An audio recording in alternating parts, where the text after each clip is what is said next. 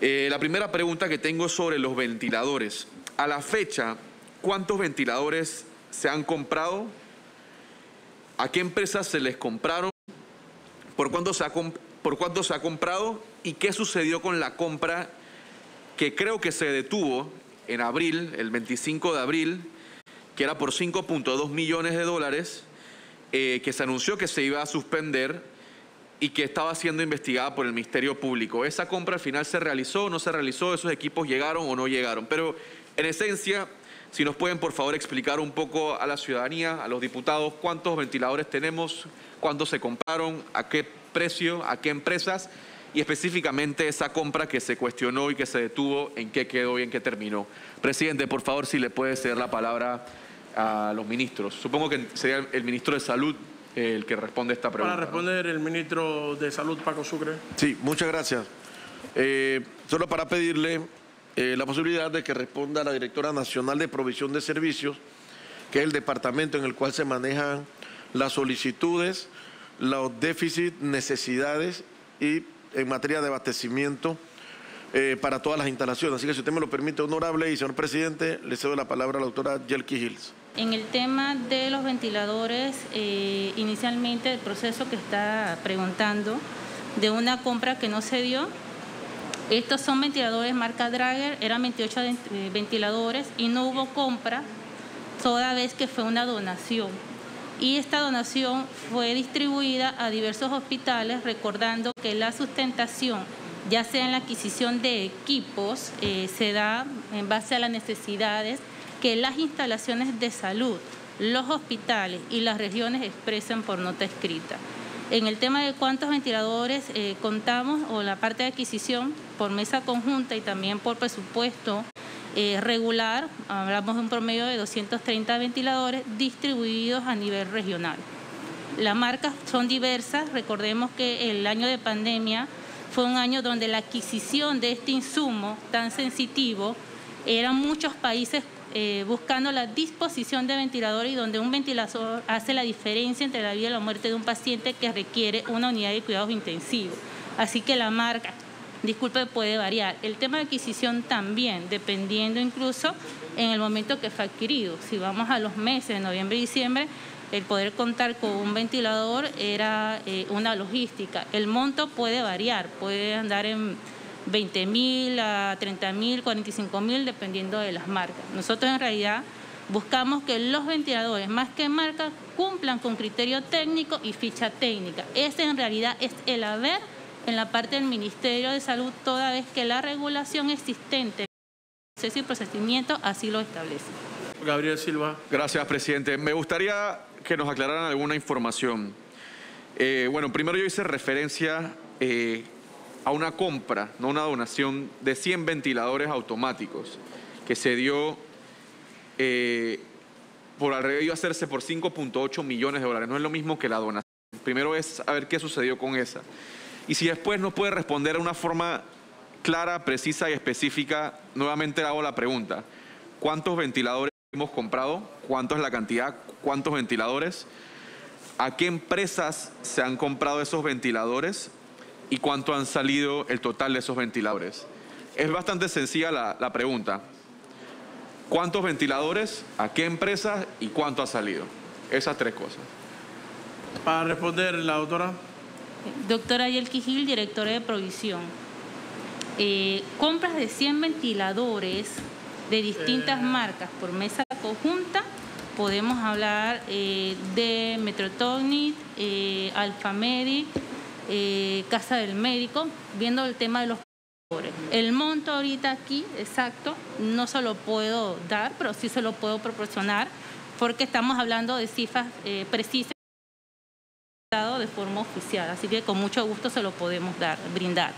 En el tema específico de una compra que se quiso o se estaba dando, que era la empresa Drager, que sé que hubo bastante cuestionamiento, no hubo tal compra, toda vez que la empresa fue un tema de donación, así que eso no fue un proceso de compra per se. Pero nosotros con gusto podemos brindar toda la información cumpliendo con el proceso de transparencia de los ventiladores comprados, el monto, la cantidad, la distribución e incluso el uso y los reportes que se solicitaron en su momento, ya que por parte de la Dirección de Provisión se le da seguimiento a los equipos si existe algún reporte de falla. Sí, agradezco mucho si nos puede enviar esa información, por favor, lo antes posible. Sigo sin tener claridad de cuántos hemos comprado, cuántos ventiladores se han comprado. 230 ventiladores 230. Por mecanismos distintos. Recordemos que incluso la Dirección de Provisión, que es garante en el tema de equipamiento, hizo un levantamiento de un diagnóstico del tema de ventiladores. Hay ventiladores que fueron comprados en pandemia y hay ventiladores que fueron comprados en su momento por necesidades existentes. También hay ventiladores incluso pediátricos, avanzados, portátiles, y también tenemos el tema de ventiladores donados. ¿Cuánto se ha destinado a la fecha para hoteles hospitales? ¿Cuáles son esos hoteles hospitales? ¿Y cuál es el criterio de selección de los hoteles hospitales? ¿Y hasta cuándo estima tendremos que continuar utilizando hoteles hospitales? En esencia es cuánto se ha invertido, cuáles son los hoteles, cuál es el criterio de selección y hasta cuándo estimamos que vamos a necesitarlos. Con respecto a hasta cuándo, lamentablemente no podemos dar una respuesta fija porque esto va a depender mucho del comportamiento de la pandemia. Lo que sí hemos ido es disminuyendo cada vez más, gracias a Dios, la cantidad de hoteles, porque no hemos necesitado la misma cantidad que teníamos y que ahora van a informarle los compañeros que me van a suceder en la palabra. Pero decirle hasta cuándo no podríamos realmente pronosticar.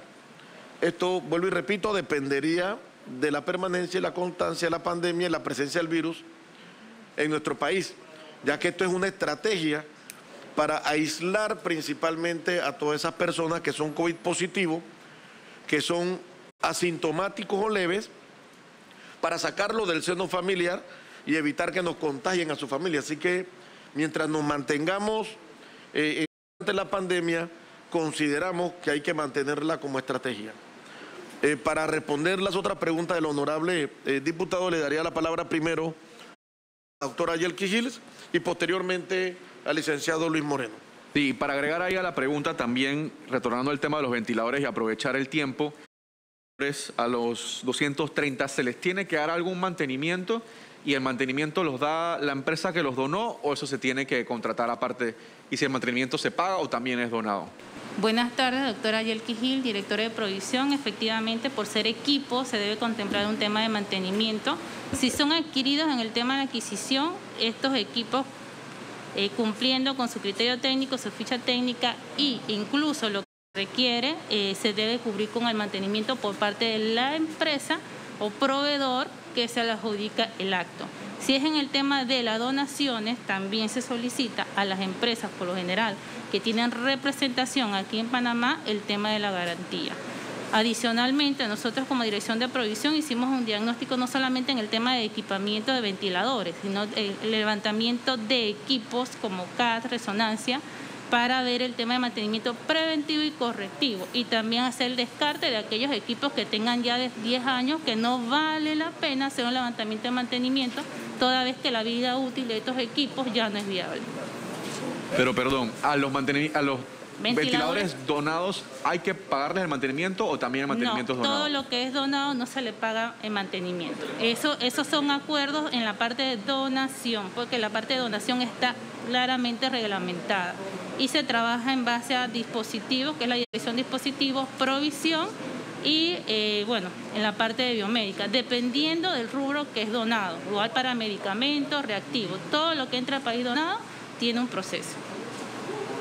En el tema de los hoteles, para el año de pandemia se llegó a tener 10 hoteles hospitales distribuidos a nivel nacional. La mayor concentración de los hoteles hospitales se dio aquí en Panamá, obviamente por ser el epicentro de la mayor incidencia, obviamente, de los casos COVID, pero esto ha ido en descenso, obviamente, y ya contamos con un hotel hospital COVID, que es el Golden Tower, y otros hospitales que se han habilitado en respuesta a la resolución ministerial que en su momento también se dio de los viajeros que vienen de Sudamérica que tienen que guardar un tema de cuarentena y distanciamiento. Entonces estamos hablando de un total de 3 a 4 hoteles.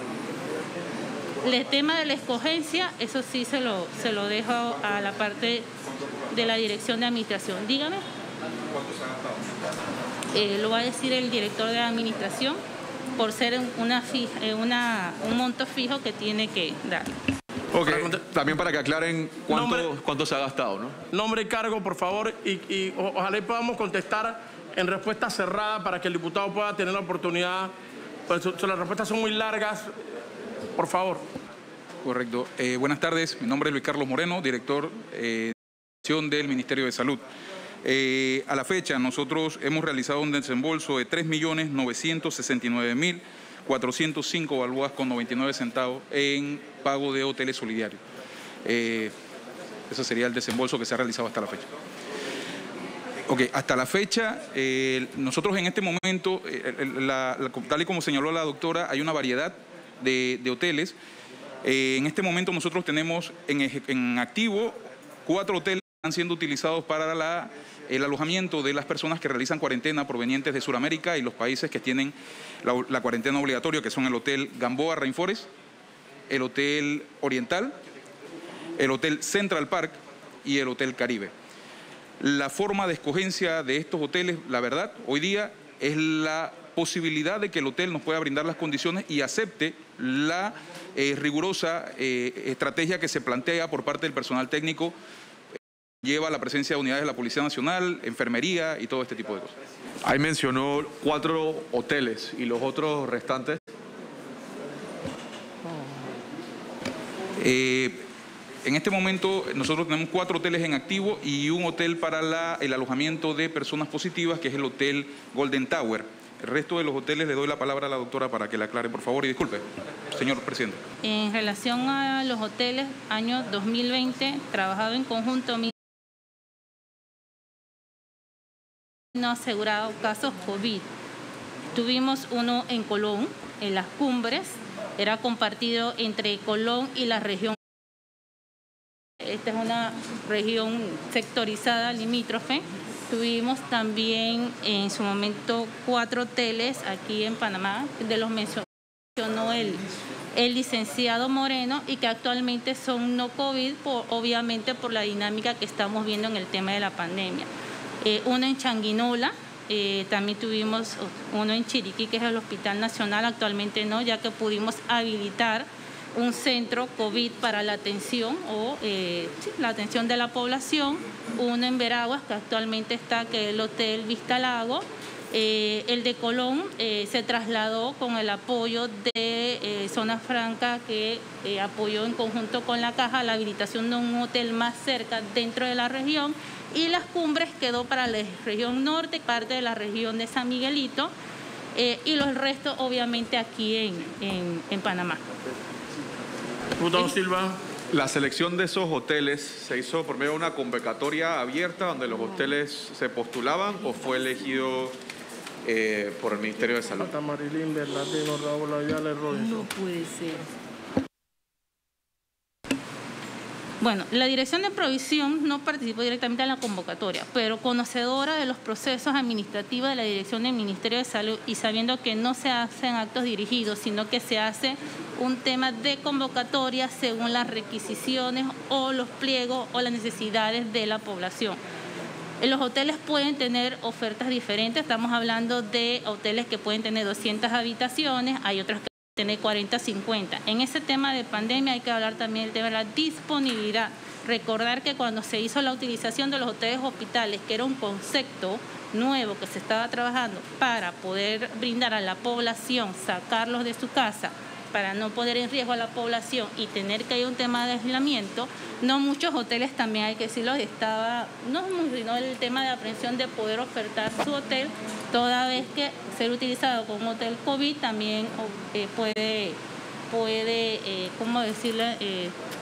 Volver al tema de la reapertura, digámoslo así. Pero el tema de la escogencia per se, si mal no me equivoco, sí se hizo por un proceso administrativo, cumpliendo requisitos per se en el tema de costo, el tema de alimentación y el tiempo, porque inicialmente era por 6 meses, recordando que el estado de emergencia se evalúa cada 6 meses.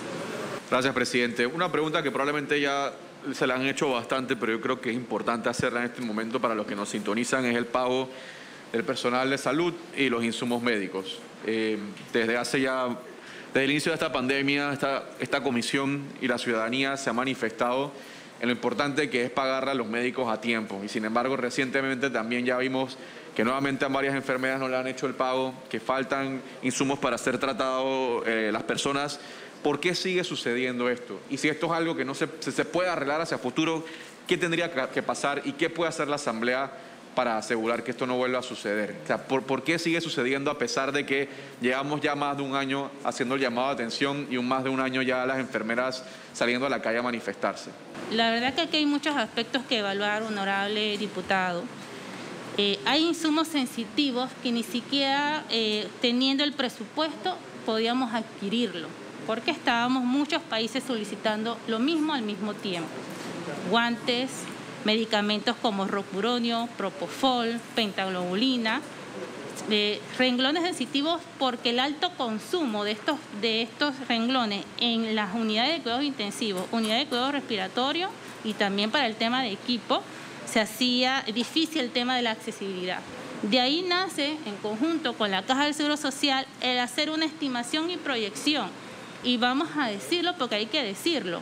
A diferencia de otros países que sí tuvieron la escasez, el año de pandemia, con todo y que teníamos ciertos renglones donde no había tal insumo, pudimos dar respuesta y finalizamos el año 2020. Para el 2021, la misma estrategia se ha establecido. Tema de guantes, la verdad, es un tema de escasez, pero aún así se hicieron las preparaciones y estrategias para poder conseguir y trabajar en conjunto con la Caja del Seguro Social. En el tema de pago de recursos humanos, ese sí se lo dejo a la directora de recursos humanos. Si evaluáramos el comportamiento de la pandemia y cómo estuvo el sistema, sabemos que hay limitantes, pero también tenemos que tener la cabeza en alta de saber que hicimos un trabajo para la población. Y esto tengo que decirle, honorable diputado, porque no lo hicimos solo, lo hicimos en conjunto con el trabajo que ustedes a nosotros nos apoyaron. Sabemos que también tenemos que hacer rendición de cuentas y creo que todos los que estamos aquí somos conscientes de eso. Pero muy importante, a pesar de tener renglones sensitivos, se pudo dar respuesta. Había otros renglones que dependían de materia prima, como el fentanilo, no teníamos y se buscaron otras opciones para poder apoyar a los pacientes que estaban en ese momento sedados en cama. Anaida Muñoz, directora de Recursos Humanos. Con respecto al pago de las enfermeras, las reclamaciones de ellas se podían definir en tres aspectos: el pago de salarios, el pago de vigencias expiradas y el pago de especialidades de un acuerdo del 2015. En cuanto al pago de salarios, podemos decir que a la fecha de hoy prácticamente al 95% se les ha pagado sus salarios. Ahorita mismo estamos trabajando en el pago de los 13º mes, porque ellas ingresaron a la planilla de pago en el mes de marzo, cuando ya se había desembolsado el pago del 13º mes. Y entraron a la planilla en el mes de marzo porque aún el Ministerio de Salud en febrero no había recibido los recursos para los pagos. Pero en la actualidad, en tema de salarios, lo que se debe es mínimo uno que otro caso que ha quedado rezagado por dualidad. Recordemos que las enfermeras pueden trabajar en dos instituciones, pero para poder pagarle en los horarios y se les solicita que deben presentar documentación como las certificaciones de horarios para que no haya traslape de horarios. En cuanto al pago de vigencias expiradas, en el 2020 al Ministerio de Salud se le consignó 7.6 millones de dólares. Se han venido cancelando desde diciembre a la fecha. De allí también nos quedan alrededor de poco más o menos 15 enfermeras por pagar, de un total de 460 enfermeras. Y en el caso de las especialidades, en el acuerdo se llegó a que tenemos que levantar los perfiles de los cargos para poder hacer los pagos de especialidades. Proceso que se lleva en conjunto con el Comité de Enfermería, la Dirección General de Carrera Administrativa y la Dirección de Recursos Humanos. Este es un acuerdo del 2015 que no honró administraciones anteriores y que nosotros en nuestra administración estamos honrando con los procedimientos que se deben hacer. Gracias. Y conectando un poco lo que mencionó la diputada Abreu en el tema de la planilla estatal y el incremento, y escuché que el ministro mencionó que, y quisiera, si por favor lo puedes esbozar y elaborar un poco más, el tema de las leyes especiales y cuánto eso ha representado en el incremento a la planilla. Tengo aquí que eso fue alrededor de 500 millones o un 10% de los ingresos corrientes. Si pudiese nuevamente explicar a qué se refiere, cuáles son esas leyes especiales que ha representado ese incremento en la planilla estatal. Presidente, por favor. Sí, bueno, yo lo que José sí fueron las cifras gruesas. Básicamente, también para mandar el mensaje de lo que eso implica, básicamente para lo que es los gastos de operación del gobierno. Así que yo pediría entonces que le diéramos la palabra aquí, señor Presidente. Señor secretario, sí pediría que le pudiéramos dar la palabra aquí al señor Lugo para que entonces explique un poco ya el detalle de cómo, un poquito más en detalle, pues, cuáles son los componentes que corresponden a estos pagos que nosotros hemos hecho por razón de leyes especiales en el 20 y lo estamos haciendo en el año 21. Tiene la palabra el licenciado Lugo.